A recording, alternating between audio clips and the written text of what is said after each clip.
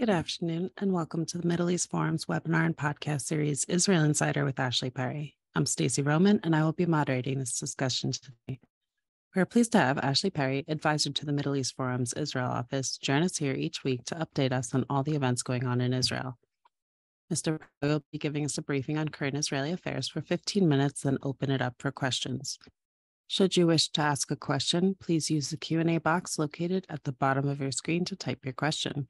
And with that, I'll turn the discussion over to Mr. Ashley Perry. Thank you very much, Stacey, and good evening from Israel. It's the middle of the week, already lots of things are happening here in Israel, and it's certainly the beginning of the summer Knesset session, which is going to be an extremely challenging one for this government, and particularly for Prime Minister Benjamin Netanyahu. First of all, let's talk about the main issue of the week, which was the escalation in the south, in Gaza and in the what's called the Gaza envelope, including the towns of Sderot, where on Tuesday, an Islamic Jihad, a prominent Islamic Jihad member who was on a hunger strike for almost 3 months, was found dead in his cell. The Palestinian terrorist organizations had already threatened a response if that were to happen, and they were true to their word. On Tuesday, moving on to Wednesday morning, there were over 100 rockets fired from Gaza into Israel. Thankfully, the majority either landed in open areas or they were fired down by Iron Dome. There were a few that managed to get through, and there's a few foreign workers who are injured as a result. But what is most telling is really the anger that is felt across the country, but most chiefly in the south. There's a lot of people who basically said, who reported on the news and have written about it and have spoken about it, how they believe that this government, the one that they've been waiting for, what's called in Israel, a complete right-wing Yamin Maleh Maleh, was not doing its job, was not responsive, did not provide the deterrence necessary. And it seemed to them and many other Israelis that it was Hamas that decided how this conflict would start. Hamas decided when it would end, and Hamas decided how strong the response would be. According to reports, there was a ceasefire agreed at 4 o'clock in the morning, not to say, as usually happens, that Hamas and Islamic Jihad, because apparently they had a joint command with this rocket fire, shot even after that. But Israel's response was, considered by many in Israel to be relatively minimalistic. The targets were not major. No Palestinian leadership was really targeted. And the interesting thing that's come out of this is there has been quite a widespread call within Israel to take up a strategy or a tactic that hasn't been seen for many years in Israel, and that's targeted assassinations of senior terrorist group members. If we remember, a number of years ago, Hamas leaders, very prominent leaders, were targeted for assassination. I believe it was under the Sharon government, if I remember correctly. So we're talking about almost 2 decades since that policy has been enacted. And a lot of Israelis are saying that that should be the policy of this government. But the fact remains that a lot of people are disappointed. The people of Sderot, or at least some, have demonstrated tonight. They've blocked the roads. That seems to be the way to express your disappointment and displeasure these days in Israel. They're blocking the roads in and out of Sderot. And certainly a lot of people who voted for this government, who believe in this government and believe that it would be right-wing, hawkish, etc., are very disappointed tonight about the government's response. If there are no more rocket fire, that disappointment will dissipate to a certain extent. But as we've seen, it doesn't take much for Hamas or Islamic Jihad to find an excuse to fire rockets in Israel. There is a feeling that they do see weakness in Israel, perhaps because of the divisions amongst Israelis over the judicial reform. They've seen the demonstrations, they've seen the discourse in Israel, and they do see weakness. The response by Israel certainly won't change that.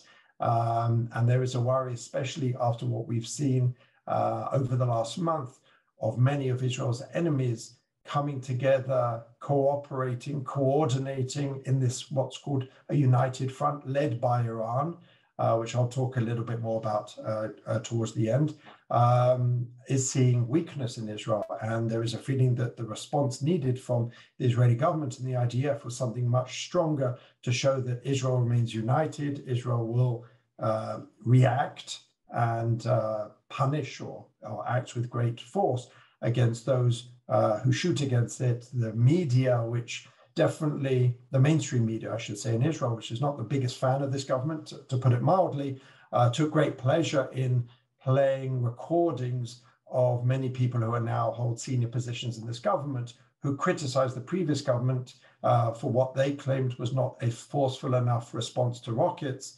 And in the last government, there was this idea that every rocket will be met by response.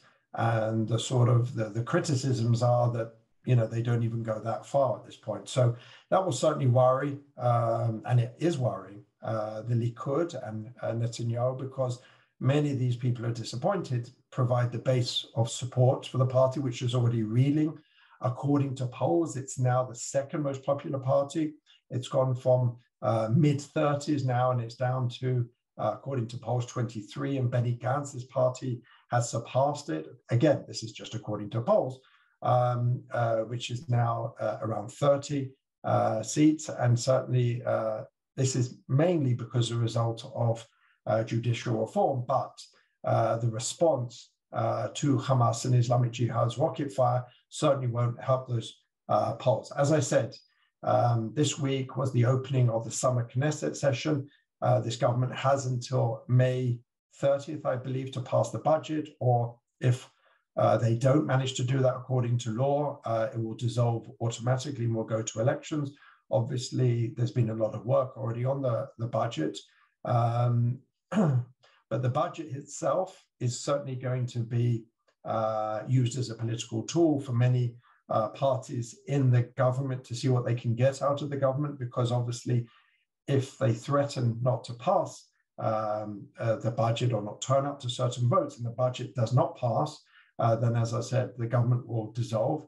What is stark is the fact that we've already seen this week threats from different angles within the party. On the one hand, you have Itamar Ben-Gvir, the national security minister, who himself, as the most hawkish, the most right-wing element of this government, certainly his people are most disappointed by the government's response, and he's felt it himself.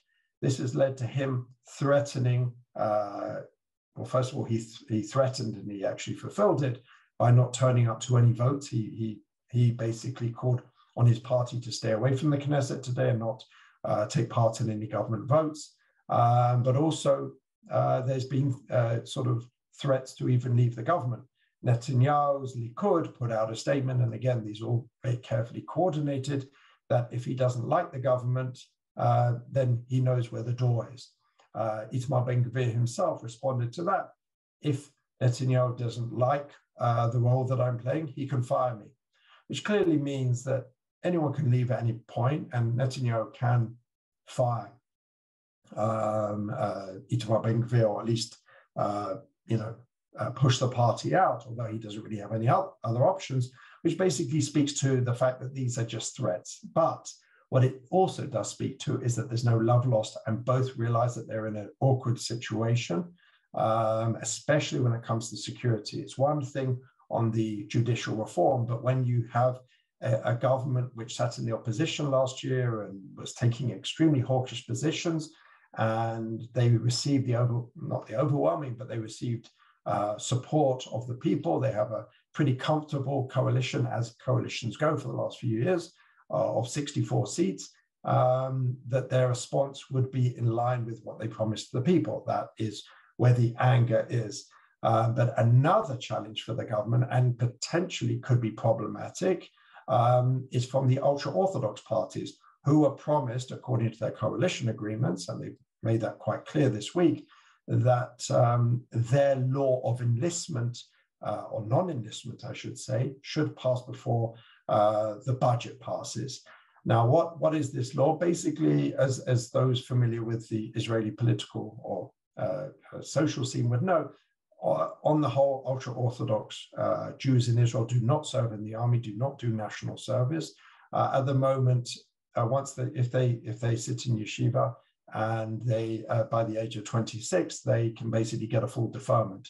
The ultra-Orthodox want to lower that or make it basically given a legal deferment. In other words, passing a law which would allow ultra-Orthodox not to serve in the army by law. Such laws in the past have been struck down by the Supreme Court time and time again, and that's one of the central reasons why the ultra-Orthodox are one of the, let's say, most forceful and supportive parties within the government for the override law, which would override government decisions. We've already seen that Shas, which is certainly the more moderate of the two parties, or should say three parties, but the Sephardi ultra-Orthodox party Shas has already said that they understand that they will not pass such a law before the budget, and they've come down and said, we'll pass it afterwards. On the other side, you have the Ashkenazi ultra-Orthodox party, which is made up of the Hasidic and non-Hasidic elements. The Hasidic elements are actually taking quite a hard-line position at this point, which is that if the law is not passed, the ultra-Orthodox party will not pass the budget. Now, that's a threat. I don't believe that they'll actually push it forward. I think at the end that there'll be some compromise. They will probably have maybe a first reading of it, or they'll push something along the lines forward just to show intent. But the bottom line with both Ben Gvir's threat and the ultra-Orthodox is that all of these parties don't really have too many other options. That's less true with the ultra-Orthodox, but certainly with Itamar Ben Gvir, he doesn't really have any other options, and he certainly won't be seen so well by his potential supporters if he brings down what's called a right-wing government. So at the moment, there's a lot of talk, there's going to be, and there are a lot of threats, but at the moment, they will not be fulfilled because everyone in the government really wants to see this government continue. They're certainly not happy about it. They see the polls. According to the polls, this government would, if there were elections tomorrow, this government would be put back into the minority. I think they would only get 56 seats, which will be a drop of 8 seats from their current tally. So certainly everyone is feeling the heat from their different constituencies. And that is something that they all have to deal with. And that gives Netanyahu a big headache, because while on the one hand, he certainly wants to keep this government together, that's his main aim, he also has to make sure that all these fires are put out. He has to give something to Itamar Ben Gvir to bring him back into the government, bring him back to the Knesset, bring his party back to the Knesset, so they can start voting on laws, especially to do with the budget. He also has to make sure that they give the ultra-Orthodox something ahead of the budget vote, because they want to keep them in line, and they want to keep their constituency, and they want to keep especially their rabbis happy, ahead of a very, very difficult period in the Knesset. Finally, before we go to questions, there also came out tonight that Yoav Gallant, the defense minister, the one who was fired and then non-fired, sort of, by Netanyahu in recent weeks, was invited to the US twice and was twice denied by Netanyahu. Netanyahu wants to be the first person, or the first minister, although he won't be the first minister from the government, but the first minister to go to the US. And again, this is according to media reports, until he gets that invitation from President Biden, he's not going to allow other ministers. But there is a concern that someone like Yoav Gallant, the defense minister, needs to go to the US, needs to be in direct consultations about issues involving Israel's security, not least at the top of the agenda, Iran. But the fact is that, again, according to media reports, which seem reasonable, Yoav Gallant has been instructed not to travel to the US. Finally, I touched on it a little bit earlier, we saw the president of Iran, Raisi, in Syria, the first presidential visit for many, many years. I think the last one was Ahmadinejad in Syria. It was a show of strength. It was a show of cooperation. Syria, as we've seen recently, is being brought back a little bit into the region for the first time since its civil war. As we know, a lot of the Sunni moderate nations certainly shunned Assad and Syria as a whole in the last few years, but we've seen that sort of firewall has been broken a little bit. But we know that Iran is Syria's closest ally, possibly, well, not possibly, is the patron, and we're seeing a lot of agreements being signed, but behind the scenes, it's a show of strength. Iran is trying to show that they have a united front against Israel. They have Hezbollah in the north, which we saw rockets come from, not necessarily Hezbollah, but certainly no rockets come from the south of Lebanon without Hezbollah's know-how and assent. We're seeing rockets come from Islamic Jihad, which is a direct client organization of Iran. We're seeing Hamas, which obviously have their own ties to Iran. And we're seeing still regular attacks within Judea and Samaria. So this united front, as Iran likes to call it, is certainly a worry for Israel's security chiefs because they do feel that there's a certain amount of weakness shown around the region, and Iran smells weakness. Whether there is or not, that's up to debate, but there's certainly something which the Iranians are feeling, its clients amongst the terrorist organizations and Syria are feeling, and they're feeling more emboldened, as we saw over the last day. So that's certainly something to worry Israel's security chiefs. And the question is, what does Netanyahu do now and the government do? Because not only on the security front, but also domestically, Netanyahu is being pushed for a much stronger response. It does seem that this particular round with Hamas and Islamic Jihad is over for now. But as we've seen, it won't take much. And we know within a couple of weeks, there is the Jerusalem flag march, which happens every year on Jerusalem Day, where thousands, tens of thousands, maybe even more Israelis, mostly youngsters, march or walk through Jerusalem, waving flags, celebrating the reunification of Jerusalem. But it has been quite a boiling point in previous years. We actually saw in reaction a couple of years ago, rockets being fired on Jerusalem as a result. So there's a lot on Netanyahu and the government's plate coming up, a lot of concerns, a lot of challenges, and we'll have to keep you abreast and how he deals with them. And I'm happy to have any questions on these or any other issues. Thank you so much. So the first question we have is from Reuven Hawk, going back to your first points there. Was there a change in Israeli policy by allowing the death of the Islamic Jihad's hunger striker? In the past, wouldn't someone on a hunger strike be force-fed if necessary to prevent their death? I don't know the exact details. There has been instances where, yes, they were force-fed, and I think the Supreme Court even allowed a certain type of force feeding. I'm not sure what happened in this particular circumstance, I have to say. But, he was on a hunger strike for, I think it was 86 days. So it's clear he was at least on liquids or something. But I'm not sure exactly what the process was. And if there was talk that, he was in danger of losing his life. So it did seem that it wasn't the greatest shock to either side that he eventually did die from his hunger strike. But I'm not quite sure, I have to say, what the Israeli authorities were doing, if they were doing anything to prolong his life. Thank you. So an anonymous attendee asks, is your sense that this government is stable or that it might be folding soon due to all the party demands that are going unmet? If I'm allowed, I would actually take the middle position. It's not stable necessarily, but as I said earlier, it's not going to fall imminently. There is no interest, I would say, from any party. First of all, because of the polls. You don't go to elections when you are, going to be voted out. If they came from a point of strength, maybe it'd be worth going for snap elections to increase your power. But there's risk in that, obviously, especially after, only a few months in power. But that's clearly not the case. At the moment, that would be a great challenge because Likud especially are sinking in the polls quite rapidly. And each of these developments is certainly hurting them. And you can feel it inside the Likud. There's a lot of criticism. We saw Danny Danon.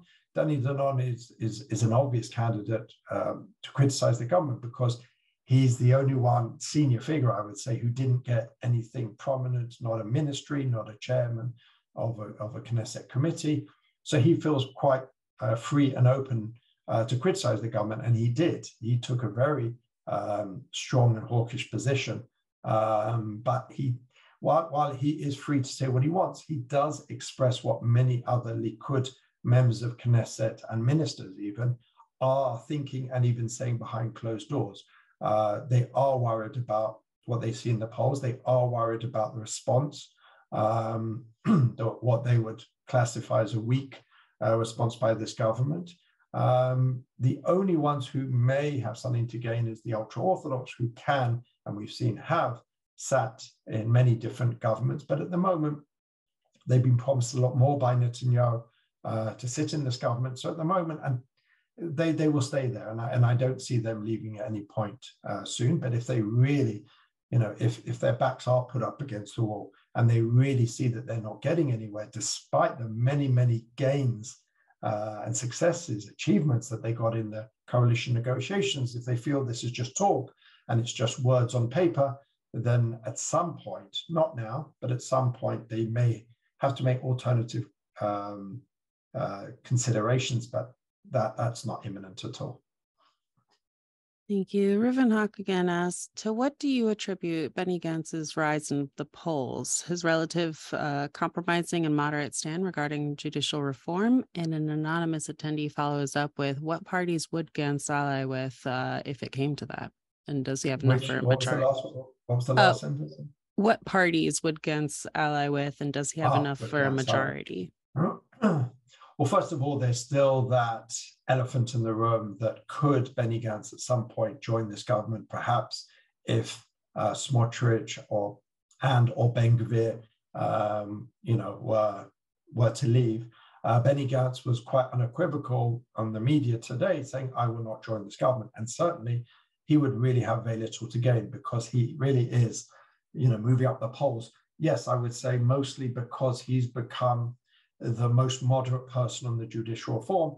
He hasn't taken either extreme position, or Likud and the National Religious Party and the ultra-Orthodox on one side, and Yair Lapid has been very much, no compromises. I'm not prepared even, to talk as much. Benny Gantz has been characterized as that, what they like to say in Israeli politics, as the responsible adult.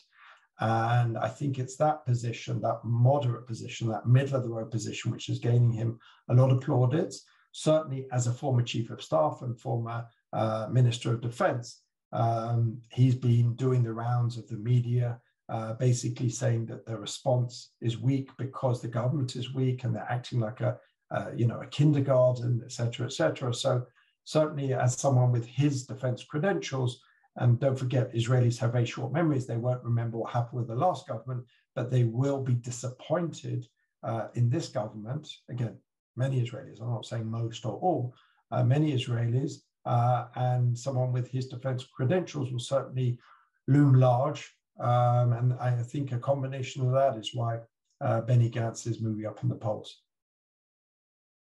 Thank you so much. Merdad Konsari asked, did the high-profile visit to Israel by the former Crown Prince of Iran, Reza Pahlavi, to Israel a few weeks ago help Netanyahu to highlight his platform concerning Iran and somehow hit back at Iranian-inspired attacks, as well as diverting attention away from his other internal problems? I mean, not really. It was a nice visit. It got a bit of play in the Israeli media. Certainly he was, it was an interesting sort of sideshow. And it's the first visit by a prominent member of the Pahlavi family, the former Shah's family of Iran.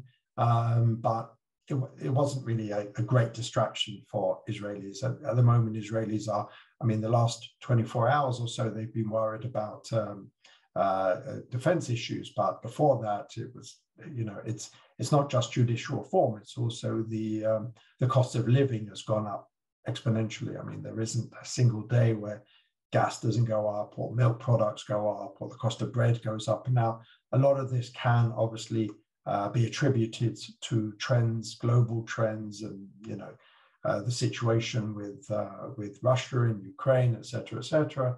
But that's not what the average Israeli cares about. They care about the fact that their wallets are getting thinner, their bank accounts are getting smaller or more in the red, and they'll blame their government.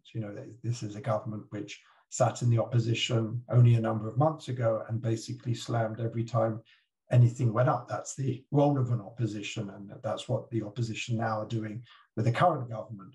But at the end of the day, you're going to blame the ones in power. And at the moment, the Likud and the government's messaging on all of these issues is just not really hitting home. They're trying to basically deflect and distract by blaming the previous government. And today we had Yisrael Katz, a prominent member of the cabinet, who blamed the lack of Israel's response on Mansour Abbas.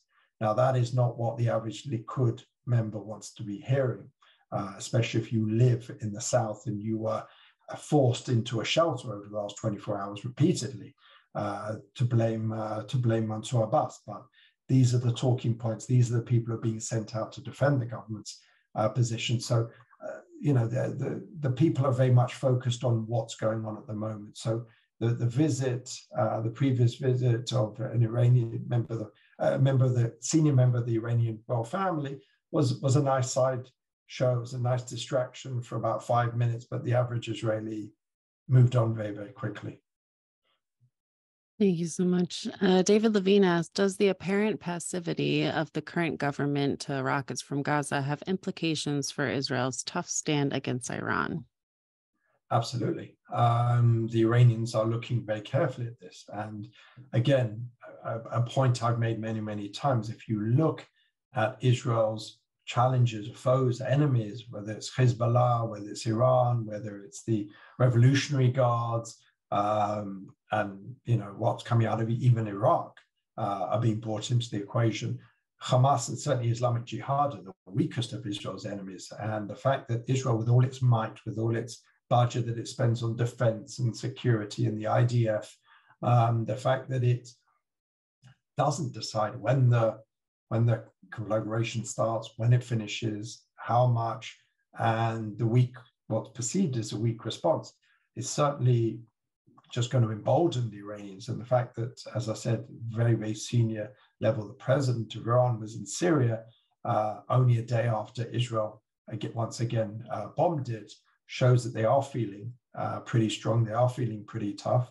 And the message to Hamas and Islamic Jihad will be, continue as you can, because it's clear the Israelis are not responding in the way they are. So this narrative, which is going around our enemies, that Israel significantly weakened because of the disunity within Israel, is something which really is being believed by our enemies in the region.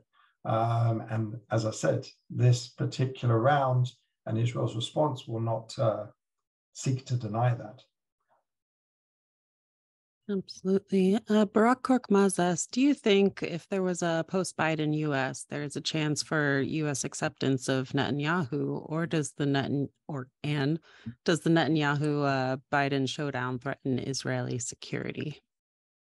Well, I think there's still pretty good ties at all levels. And when it comes to Israel's security, we have seen, while Israeli leaders haven't necessarily been, especially from the Likud, haven't been going to the US, many US senior officials have been coming to Israel. We saw Speaker McCarthy here in Israel last week, and we've had the defense minister and defense secretary, I should say, and others.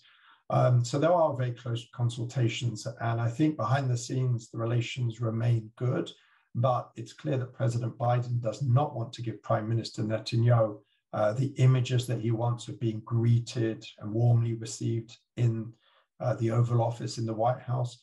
The message has been put out: as long as judicial reform is on the table and it is not agreed to across the board, that invite will not be given. So it remains, we'll see what happens with these negotiations that continue at the president's house. We'll see what's going to happen in the weeks or months ahead on judicial reform. One thing seems to be certain, and I would say that there's a certain truth to it, that because of the budget, judicial reform has been taken off the table in the legislative agenda. We know that there are certain laws that can be passed within a day. They've reached the point where they just need a final vote.